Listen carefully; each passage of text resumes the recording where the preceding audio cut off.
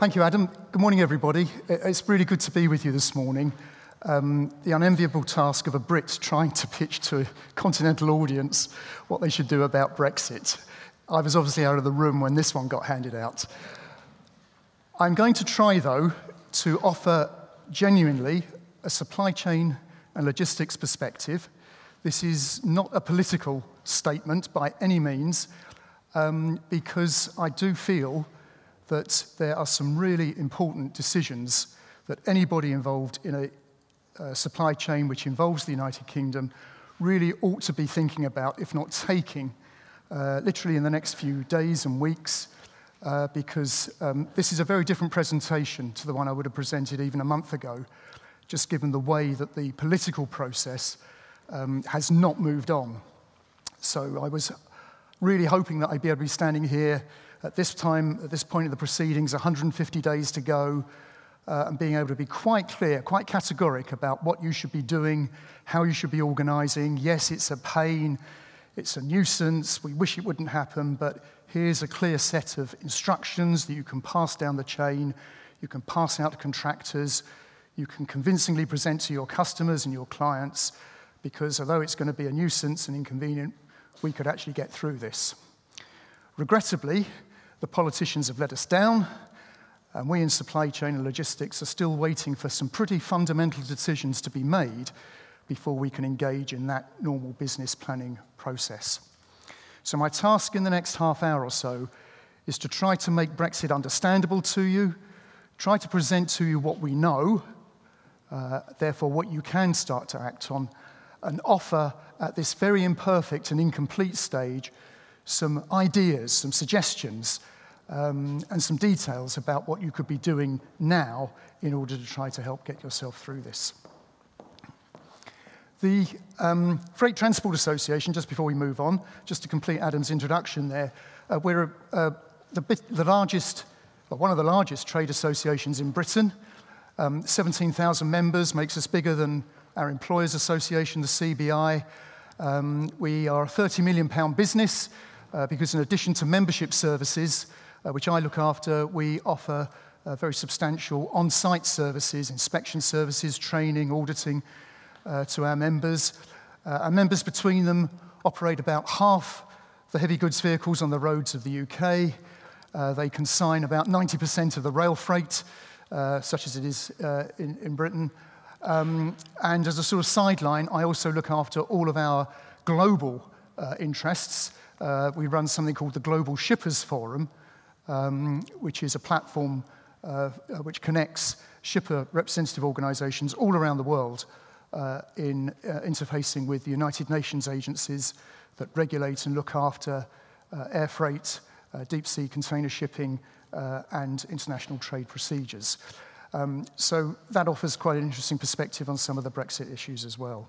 So what I wanted to do, as I was saying, is to try to tell you what we actually know. I mean, there's plenty of information out there, but what I'm going to try to give you today is what we reliably know and what you as business managers can actually rely on, can bank, and therefore start to make decisions about.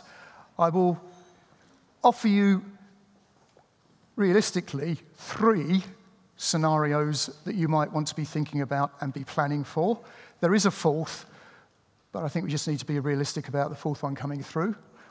Under each of those scenarios, what should you expect to encounter as changes in your supply chain management and in your logistics operational procedures?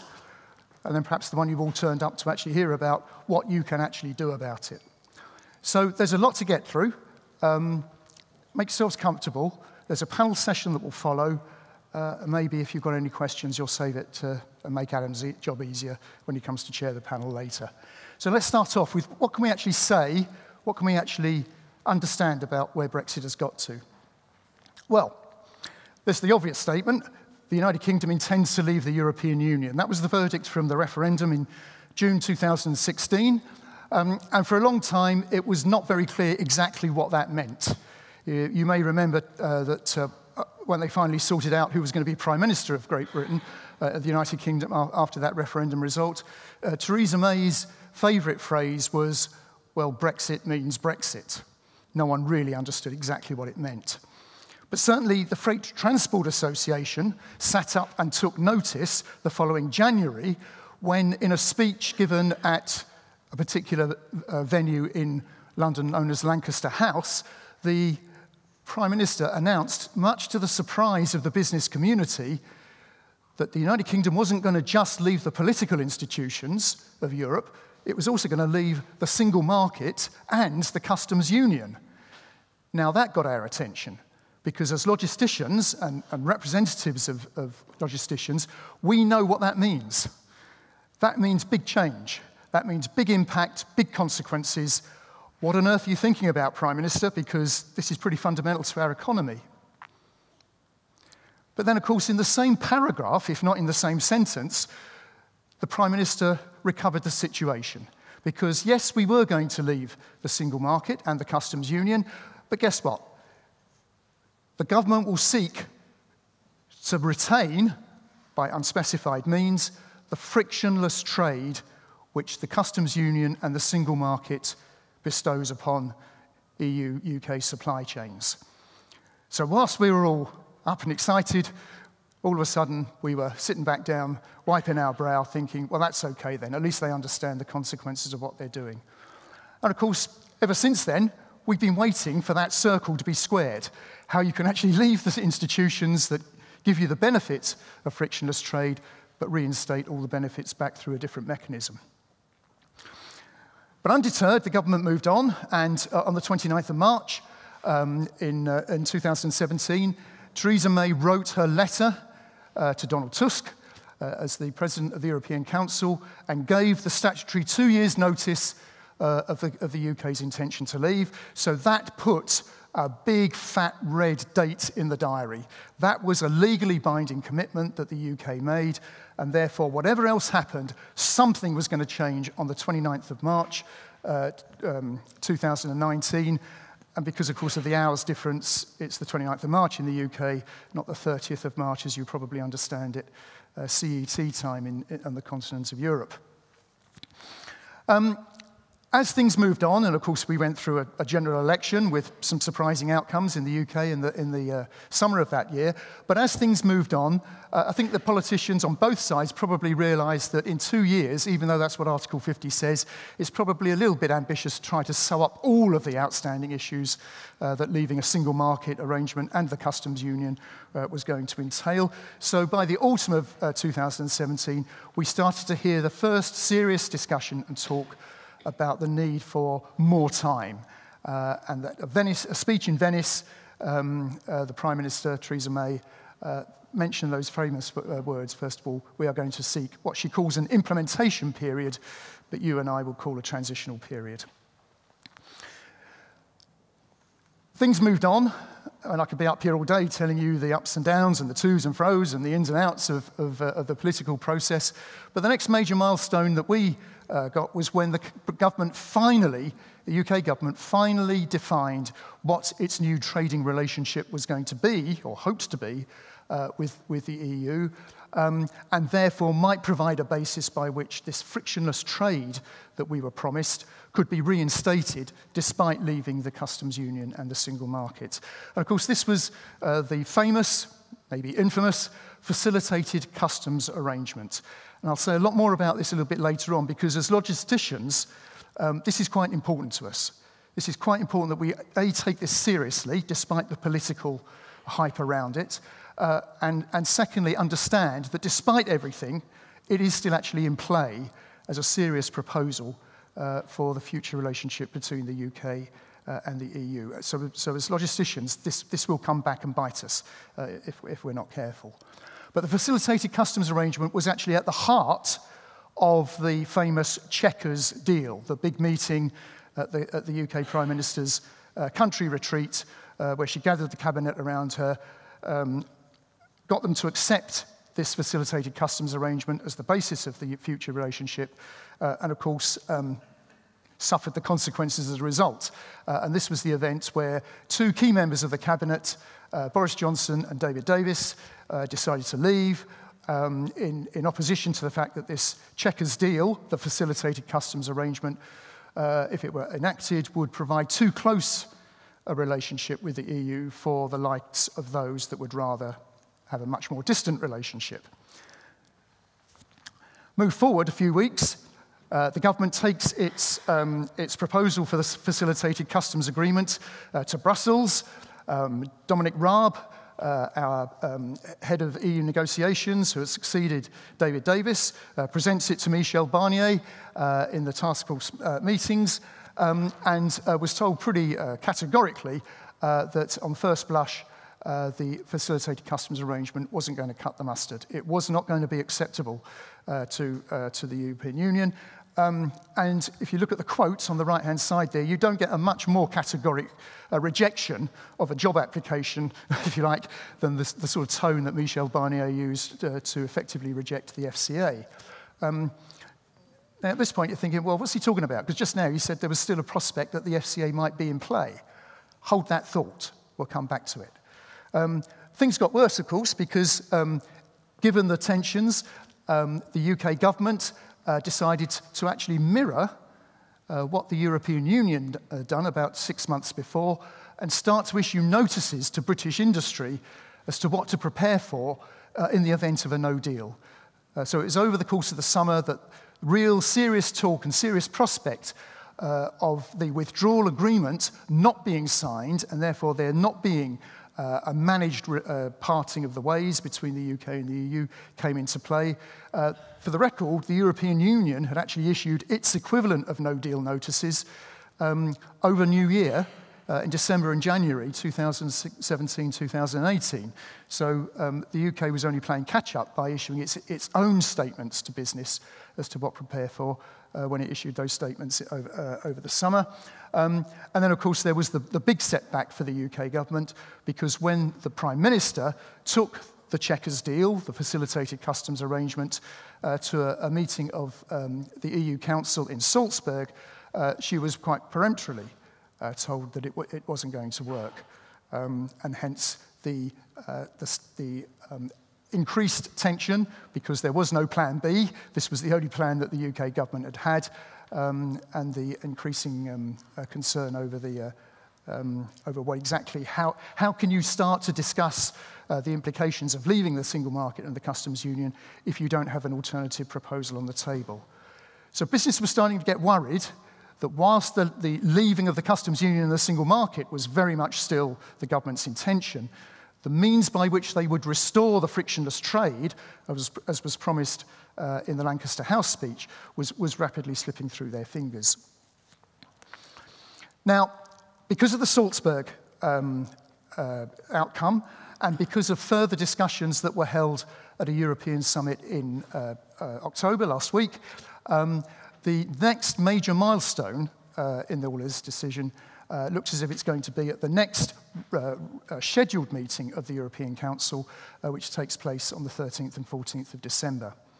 Now, what they're talking about there is not just the future economic relationship, it's actually the terms of the withdrawal agreement. On what terms is the UK going to actually leave the European Union?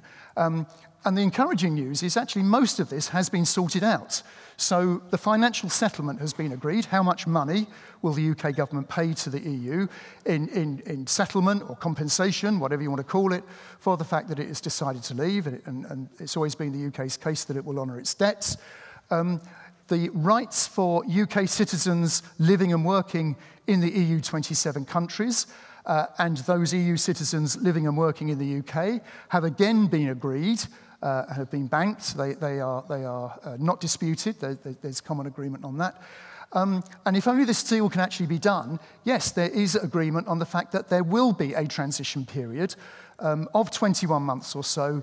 So rather than the 29th, 30th of March 2019 be the drop-dead date, it actually gets put back to the end of 2020. And any new arrangements that are agreed actually become effective on the 1st of January 2021. But this is still all in the basket. None of that is actually reliable. You can't bank on that because it's in the arrangements, as is so customary in European agreements and negotiations, that nothing is agreed until everything is agreed.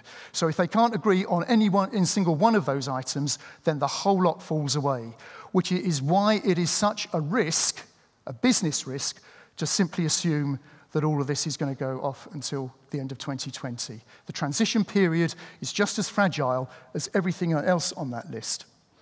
We still got to agree the terms of the future relationship, but that could be postponed, and it could either be the Chequers deal in some form or other, because that is still the only proposal in play from the UK government, or of course there's much talk about the UK trying to replicate a free trade deal on similar lines to the one that's just been agreed with Canada, and yet that may yet come through. But as I'm sure I needn't point out to you, the biggest single sticking point, and quite frankly, the most likely deal breaker in all of this, is what are the arrangements that prevail at the border between the Republic of Ireland and Northern Ireland. Now, that is a political conundrum, which is certainly far bigger than any consequences that there might be for logistics and supply chain management between the UK and the island of Ireland. I needn't remind you of the history that surrounds that relationship, of the decades of violence, terrorism, bloodshed around that disputed relationship between those two parts of the island of Ireland. As a logistician, I'm not even going to even attempt to comment on what the outcome will be, because that is going to be a political gameplay. That is something for the politicians to resolve and to sort out as best they can, given the very deeply entrenched positions, the very firmly held views, and as I say, the very long history that surrounds that. But make no mistake, Ireland is the sticking point. It is the point where there is most likely to be failure to agree. And if you listen very carefully to the various statements that are being discussed, it's always Ireland where there is still a lot of work to be done, and we still need to keep talking. No one's come up with a magical formula that keeps all the very different parties fully aligned and fully satisfied in the arrangements there. So backstop arrangements and so on may all sound very neat and elegant politically, but actually this is a really, really difficult political situation to actually solve. And therefore, my closing comment on the political process is because of that, because of Ireland, it all could still go horribly wrong. And there is still a real prospect that there would be a no-deal outcome. Now, I was sat down on Monday by our government and further attempted to be reassured that it's certainly the UK government's intention to try to do a deal. There's a lot of people working really hard. Come on, James, you should be far more optimistic about this. Don't keep telling your members about a no-deal prospect, because we are very confident we can get this through. Well, two things. One, they've been telling me that for 2 years and have been proved spectacularly wrong. And secondly, people have been trying to solve this same problem in Ireland for over 30 years, and no one's got anywhere close to it other than the Belfast Agreement, which is the heart of what we're trying to agree here. So I think as logisticians, tune out the political noise, look at the realities, and I think you need to include in your factoring for this the very serious prospect of no deal.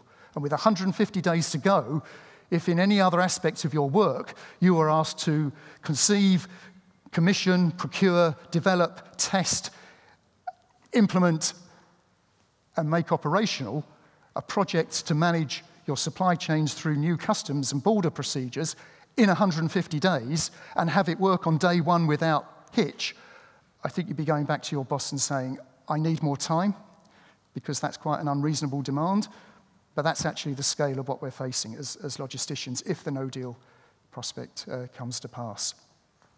So I don't want to be a doom monger. I don't want to be pessimistic. I am just taking a very hard-nosed look, business head-on look at where the political process is and whether I can really stand up here and honestly look you, a lot of you are members of the FTA, or at least your UK operations are, look you in the eye as my members and say, relax guys, it's going to be all right. I can't do that. I think you really do need to take a hard look at where the politics has got to and ask yourself, what should you be planning for? Cue for next section.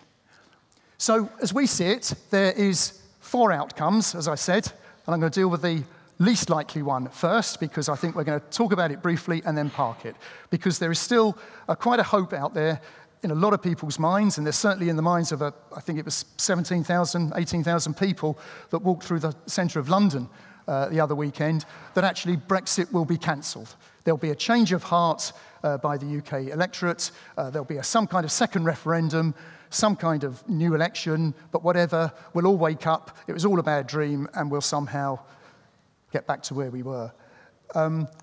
That, from a business planning point of view, is a lovely thought. It's a wonderful idea, but given the timings and given the realities of the politics, I just don't think it's going to happen. I certainly don't think you should be relying on that as your Brexit planning scenario. It would be amazing. It would be unprecedented if it did, and let's face it, we're living in unprecedented times and a lot of things, but that is not going to happen. I don't think there's even time for it to happen between now and when the UK is legally committed to actually leaving the European Union. So we're almost beyond the point of no return now, and I think whilst we might dream, we do need to be realistic. Next on the scale of unlikely outcomes is the fact that it's actually quite a soft Brexit. This is because somehow there is time and the political will not only to sort out the withdrawal agreement, the money, the people, the transition period, and of course the Irish border, but also separately renegotiate the trading relationship such that there are minimal border controls or much reduced tariffs or continued mutual recognition of conformity checks and the avoidance of the need for phytosanitary and sanitary checks at the border and so on. That may well come to pass in the fullness of time, but it's probably a less likely outcome from the current situation. Again, because there simply isn't time. Even if there's a transition period, the history of negotiation of trade deals is you need a lot more than 2 or 3 years in order to get all the details of that right. So that's one further scenario that you might want to think about, but I'm offering you perhaps shouldn't be too high on the list. Probably more realistic is what we call a hard Brexit, because it's absolutely unequivocal that the government wants to leave the customs union and the single market. That is now the test of what a good Brexit is politically, and therefore it is almost certain that there is going to be a new hard border, a new customs border between the EU 27 and the United Kingdom. Quite what happens in the island of Ireland, let's just leave that because that's for the politicians to sort out. But this is going to be probably the more likely outcome of all of them out there. And then finally, we could have what we sincerely hope doesn't come to pass. And I'm not saying is the most likely outcome, it's just up there. It's just realistically one of the outcomes that you ought to be considering. And that's because there is simply not just no formal agreement for the UK to leave. The actual worst case scenario is there's no political goodwill left to even make a no-deal Brexit work for the good of business and commerce. That's the really nightmare scenario we want to think about. So they're the 4 scenarios that we at the FTA could look at and consider. But as I say, given that there's not an awful lot we can do to influence the first one, and actually, realistically, it's probably the least likely one to come about, the FTA, in terms of the briefing for its members back in the UK, focuses on just 3. And in our planning scenarios, we offer you 3 particular outcomes that you probably want to be putting into the machinery, putting into the computers, putting through the management teams, and asking them to think through the consequences for your operations on each of those outcomes. I won't go through all of that now, I haven't got time, but obviously, starting at the top and moving down the page, you have a progression from the most severe to the least demanding forms of Brexit, and a lot of it comes down to the amount of time that there is available for government agencies to plan and to resource the border in a way that keeps trade at least flowing reasonably efficiently, and all the time that you will have as supply chain managers and logisticians to organise your operations around that. Just one note about time as well. The other factor that kicks in here, because there is such little time, even with a transition period, is really for technology to play its full part in helping us through this. Certainly there was a lot of talk in the early days of this debate about how the fact that the technology would come to us to the aid of Brexit. It would make customs procedures almost invisible. Everything would be automated. We'd be making customs declarations on our mobile phones. Vehicles would be kitted out with all the latest technology, interaction technology, so we'd know exactly what was on the vehicle. We'd know where it was. We would know who's driving it. We would know what he or she had for breakfast. Technology would solve it. So although there would be hard borders, it actually would be pretty pain-free once you'd made the investment in all the technology, of course. The truth is that technology is simply not there yet. That's not to say it won't come through, but given the length of time it takes government agencies to procure and to install and to test and to deploy this kind of scale of technology, again, I don't think you should hang your hat or raise your expectations about the prospect that there's going to be a big technological fix for a hard Brexit, for a hard border situation. Not that we're not short of ideas, loads of ideas. We wrote a whole book about the ideas that could be used in order to try to facilitate the movement of goods and people through a hard border. It's just that there's not time to get it together and actually implement it in time.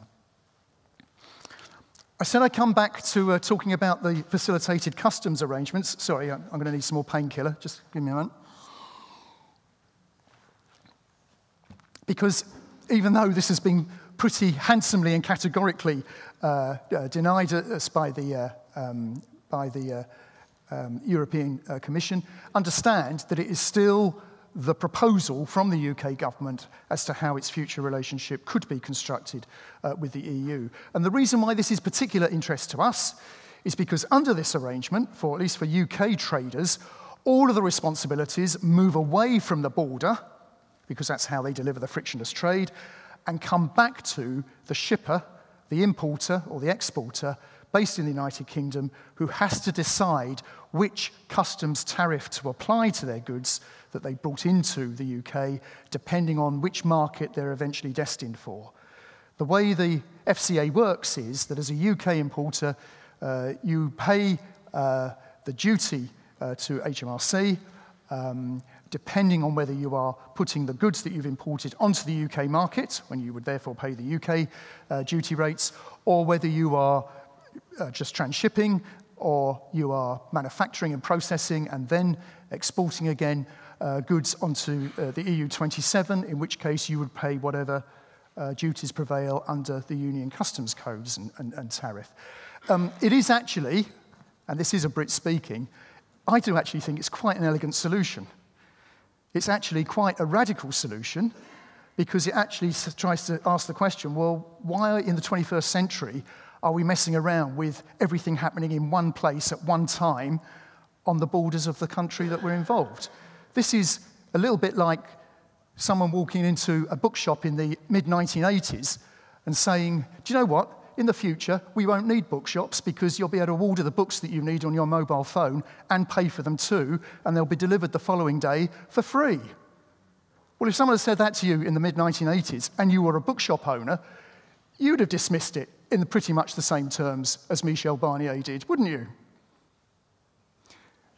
So you could suggest that actually this is quite a far forward-thinking piece of work going on here, and although it may not succeed this time in terms of solving our current predicament around Brexit, it may well have, and I believe it does, have something, and it's by far from perfect, but it may well have something to offer us as logisticians, a model by which we might think about dealing with customs agencies in the future. But I just leave that thought up there because I think it is quite a radical and bold proposal that has been made. What can you expect? And I'm going to need to keep this moving on now. So given that we are going to probably be having to deal with a hard border where there are checks required, not just customs checks, but all of the other border checks as well, then where should we be particularly thinking? Now, there are consequences for most of the modes of transport, but the two that are particularly affected by this are aviation, and I'll say something briefly about that if there's time, but in particular, as I'm sure I don't need to tell you, the Ro-Ro traffic services, the Ro-Ro ferry services and the GetLink Eurotunnel services across the English Channel and the North Sea, and of course, if any of you have business in the Republic of Ireland, the equivalent services across the Irish Sea between Great Britain and the Republic of Ireland. We think you should be thinking about these things under three headings. First of all, the freight in the back of those vehicles. Just to talk about Ireland for a minute, I think if you have business in Ireland, you need to be thinking a little bit carefully about how you manage your customers and your suppliers out there. It's quite a complex set of supply chains. The most obvious one, and the one you hear talked about most, is obviously the trade between Northern Ireland, which it will still be in the United Kingdom, we think, and the South, and that's the one that's at the heart of the big political conundrum there. Obviously, there is a healthy trade between Great Britain and the Republic of Ireland across the Irish Sea. So these are the ferry services between Liverpool and the Welsh ports and Dublin and Rosslare and Cork and so on. There is a very, very important flow of goods to and from the Republic of Ireland, which uses Great Britain as a land bridge. And because that land bridge would possibly become subject to two border checks, one when you come into the United Kingdom, which is clearly going to be out of the EU at that point, and one when you go back into the EU, having crossed the Channel, a lot of businesses are looking to avoid Great Britain altogether. And a number of ferry companies have already introduced what they call the Brexit Buster services, which are sort of 24-hour sailings from Dublin round the bottom of Great Britain to offer a service into the Dutch ports and possibly even the German ports as well. So if you're thinking about business in Ireland, probably best to think it in terms of those four particular corridors. So let's talk about the freight. Just to check here, and I'm talking to a learning audience, I'm sure, but it's not just about customs. That's what you hear most about. But look at all the other agencies, and these are just on the right-hand side there. These are just the UK agencies that are queuing up to have a look at your goods in the back of the truck coming off the ferry at Dover or the shuttle train at Folkestone. It's not just customs. There's all the other non-tariff issues that need to be sorted out as well. And each one of those agencies have the right to halt goods and to conduct inspections. So there's no shortage of reasons why, there's no shortage of reasons why goods couldn't be stopped at the border for inspection from a UK perspective. And of course, there's an equivalent number of agencies queuing up to stop British exports arriving on the continent and Ireland for a similar range of checks. Very briefly, and I will keep this brief because we are able to say some things about each of these now. How are we going to manage the customs requirements, the financial tariffs and so on? Well, we know the UK will use the Union Customs Code for customs classification. So if you're exporting to the UK, you can rely on your current UCC classifications as being acceptable in the UK. Now, that may sound so mundanely obvious. Why is he bothering time with that? Well, we only had that confirmed in writing 3 weeks ago. Something we've been nagging our government to confirm for ages. Why can't you just tell us what the customs classification is going to be? Because then we can go off and get all our goods classified. Well, they wanted to think about that, but now we've actually had the written confirmation. Yes, the UCC will be the UK customs tariff and classification. If you haven't already, and you are managing supply chains into the UK, my advice to you is go and open, either yourselves or get your agents to open, if they haven't got one, a UK deferment account with HMRC. We don't quite know exactly how it will be used yet, but it would be a good use of time at this point in the process. And the working assumption of HMRC at this stage is that rest of world border procedures will simply be transposed to apply at the UK border. There's a lot of detail emerging around that, and there was a big batch of documents issued last week, but that's the working principle of HMRC. Simply transpose what happens at Felixstowe, what happens at Southampton, Liverpool, London Gateway, and make it work at Dover, Harwich, Immingham, Holyhead, Heysham. And we know what the consequences of that might be, because the reduced journey time and transit times do make that quite a big ask, quite a demanding proposition. And one of the reasons it is because in addition to the customs tariff and clearance, there's the issue of satisfying the safety and security declaration requirements. So actually preparing and compiling an export declaration such that the post 9/11 safety and security arrangements can be satisfied. We have got limited information on exactly how that will happen. Some of the carriers, Eurotunnel and the ferry companies, are disputing whether or not it is actually their responsibility to compile that information. So there's still a bit of work in progress on that one. One thing we do know is that the juxtaposed immigration controls are going to remain, so that the border checks on passports and rights to enter the United Kingdom are going to remain juxtaposed in Calais and other ports.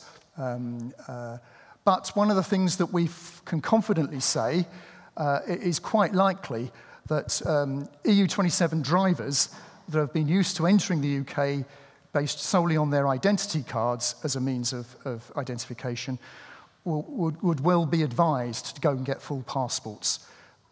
Recognition of EU identity cards is likely to be an unreliable means of satisfying immigration requirements in the UK after Brexit. So tough conversation to have with your drivers, perhaps, who are used to moving around the whole of the rest of the continent just on a simple identity card, but they probably will need full passports to enter the UK after Brexit, whenever that comes. So we know that there's going to be a need for non-customs checks as well. The most problematic of those are probably going to be the sanitary and phytosanitary checks. So that's checks on animal products, food products, and plant-derived products. And there's some very strict controls around that. And the EU has already said that as far as British exports, UK exports to the EU are concerned, those checks will go in at 00 hours on day one of Brexit, whenever it comes. So those are going to be very strictly applied, certainly from the EU perspective on goods entering the EU from the UK. But there's a line-up of the agencies that are responsible for enforcing that on imports into Britain. This is probably the most challenging one for the ports to sort out, because certainly at Getzlink, at Eurotunnel, and at the Port of Dover, and at the Port of Calais, there is such limited physical space for these sorts of inspections to be carried out. It could well be that those ports are unable to handle food or perishable loads or any cargoes that are subject to those kind of inspections. They just have to be moved onto the continent, or indeed moved into the UK through other ports which do have the space to conduct those checks. That's one of the realities of this. There simply isn't space under the White Cliffs of Dover to park up the number of trucks that would be needed to conduct these checks at the border in Dover. And frankly, with the best will in the world, there isn't that space at Calais either, and pretty limited space at Dunkirk. So this is going to be where some of the real land use, physical planning issues kick in. In addition to phytosanitary checks, there are also the checks on consumer protection. There's also checks on trade policy.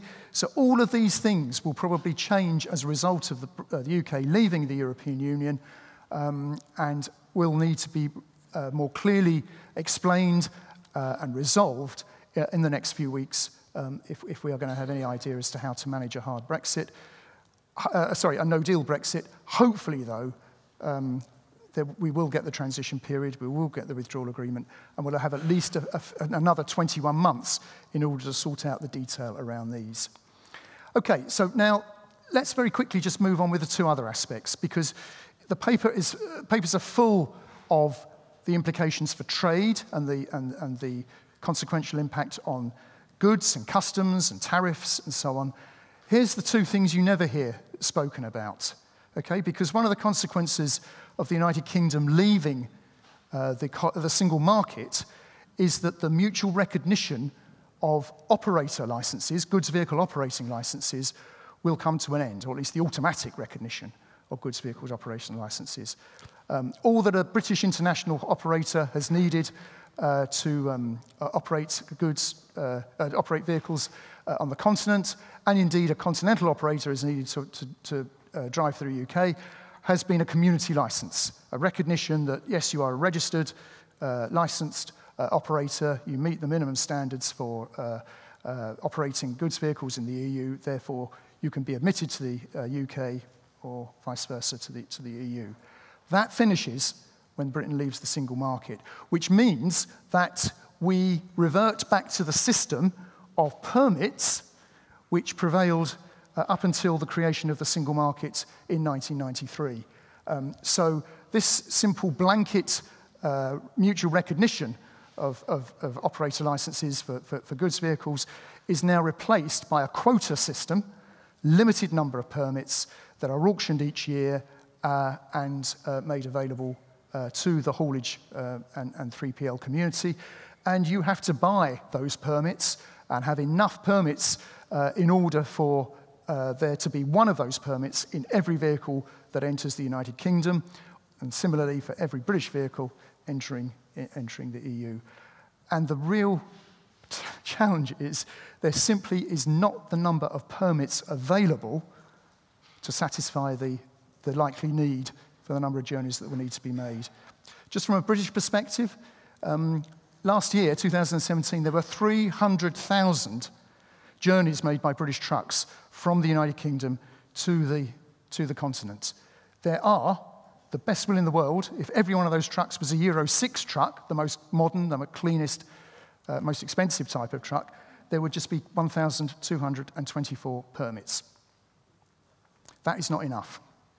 I'm pretty confident I can say that, look you in the eye and say, that is not going to be enough. So this is a real deal breaker. This is a real showstopper. This is a real showstopper, because even though we might have all our goods classified and WTO tariffs paid and all the paperwork done, if the truck intending to carry them has not got a permit that gives it permission to travel to the UK, or indeed to the British truck to travel to the continent, it ain't going nowhere, period. So this is a real heads up for you if you haven't encountered this particular challenge, because there will be a quota of permits assigned to your country in which your trucks, or your provider's trucks, your contractor's trucks, are registered. So one of the other big things, if you haven't asked about this, if you haven't established how you apply for permits, then as a good contingency against a no-deal Brexit, or indeed possibly even under a hard Brexit, this would be a good thing for you to leave here and do tonight. The very first piece of legislation that went through the Houses of Parliament to deal with Brexit consequences was the bill shown there, which is now an act, which gave the UK Department for Transport the powers to issue these permits, to insist that they be carried by trucks entering the country, and above all, to charge for them. Because yes, of course there's a charge, non-refundable charge, and there will have to be money involved. Just a small point as well, if you've got trailers registered in the United Kingdom, you'll need to register them with the DVLA, the UK Licensing Authority. You've not had to register them up until now, but in future, British trailers, articulated trailers, will need to show their own separate registration number plate in addition to the registration plate of the towing unit. Finally, drivers. We think we're going to get our way around this. Yes, mutual recognition of driving licenses and vocational driving entitlements, additional driving tests required to drive an HGV, that will lapse as well with the UK leaving the single market. So what the UK is doing is signing up to an international convention, which hopefully will reinstate that recognition across the piece, and EU governments will be able to recognise British pink driving licenses, just as much as UK government will be able to recognise continental licenses as well. We also expect the professional qualification that drivers hold to also be recognised, but that will have to be formally agreed. But that, again, could be another showstopper. You could still have all the freight cleared through customs, you could have the necessary permit, but if we're not going to recognise the driver as being properly qualified, that could still be a reason for nothing to move. There's an equivalent heart-stopping moment for the aviation sector. I'm sure you've heard about this. Anyway, this isn't just about flying rights, it's about mutual recognition of airworthiness certification. Not many planes flying around Europe that have not got something in them, whether it's the wings from Chester or the Rolls-Royce engines from Derby. There's many, many planes out there which have not got something registered and certified by a British Civil Aviation Authority. And again, recognition of those certifications, in theory, lapses upon the UK leaving the single market. So the prospect of most flights being grounded on the 30th of March 2019 is real, unless they actually do something about it. It's not something you can just assume will go away or will not be honoured or not be recognised. This is still yet to be properly sorted out and properly resolved. So what can you do about it? Loads of things. Loads of things. Don't just sit there and worry. If you're an exporter, work out what the impacts could be. I've offered you 3 scenarios to think about. There's plenty of information out there on the government's website, on our website, that will help you with that. But if you haven't already, and I'm sure I'm talking to a knowledgeable audience, but start talking to everyone. Alert your customers, alert your suppliers. They're going to need to give you information. You're going to need to give them information. You're probably going to be starting to take on a lot more work, for which no doubt you expect some compensation. So these costs are going to start to go in. You need to get all your supply chain heads up and looking at this and taking it really seriously. And if you are already trading with the rest of the world, third country markets, then start cross-fertilising your EU activities from the knowledge and the resources from your rest of world activities, because it's going to look pretty much the same as and when we do finally leave. Actions for forwarders. You're probably going to need an agent, someone knowledgeable about HMRC customs procedures in the UK. I've talked about the classification. In the next few weeks, HMRC will be open for business. You'll start to be able to apply for all of that stuff up there, which will actually make your relationship or your agent's relationship with HMRC that much smoother. So that's not quite there yet, but it will be. And I've already mentioned the fact that you ought to be asking your non-UK drivers to get a full passport from their home country in order to get access to the UK in future. Understand your national road haulage permit allocation requirements, if you haven't already. Given the hit that those will have on ro-ro traffic, maybe start to look at alternative modes, alternative means, unaccompanied trailers and so on. We don't think permits are needed for unaccompanied trailers. And seriously, do you want to really moving goods in the first 3 months after Brexit? Well, you're probably going to have to. You're probably going to have to. I mean, the UK is going to need feeding, for one thing. But if you don't have to, or you can somehow minimise or reduce the number of movements, my advice to you is you start looking at that as a serious contingent plan as well. Certainly, I would suggest you don't take a caravanning holiday in the United Kingdom in the early summer next year, because you probably just might find a scenic tour of the French motorway network in the north part of Calais is about as good as you get. Have a look at holding more stock in country as a contingency against what will necessarily be a period of uncertainty and possible chaos. But it will get better. It won't be like that forever. It's probably just not a good idea to try to rely overly on supply chain reliability at that time. All of the no-deal notices that I mentioned earlier are up on the UK government website. Whatever they've done over the past few years, you've got to give it to the government. They know how to nail URLs, don't they? Look at that. What else would it be called? How to prepare if the UK leaves the EU with no deal. Now, you're not going to forget that as a website to go to, are you? search Brexit no deal notices. It comes up as the top item. But have a look. Have a look, take it seriously, because the UK government certainly is. As a logistician, given everything else, I would strongly recommend that you at least prepare, you at least assess it. The FTA has got its own shopping list of things that it needs the government to sort out. That's our Keep Britain Trading agenda, a logistician's take on what the politicians need to be able to sort out for us in order to keep trade flowing between the UK and the EU. It covers all of the things we've been talking about on there, including the one right at the bottom, which I have not really mentioned, but it's just making sure that the UK still has access to its very highly prized, very highly skilled, and very hard-working EU migrant workforce. Because that is 14%, 14% of British truck drivers are EU nationals, not non-UK EU nationals. 25% of its workforce in warehousing and distribution, sorting and picking are non-UK EU nationals. The logistics industry in Britain has made fantastic use of the EU single market. It's going to have to do some big readjustments if it is to compensate for that. Adam, I'm sorry, I've got over enthusiastic. That's our pitch on Brexit. Thank you very much indeed for paying attention.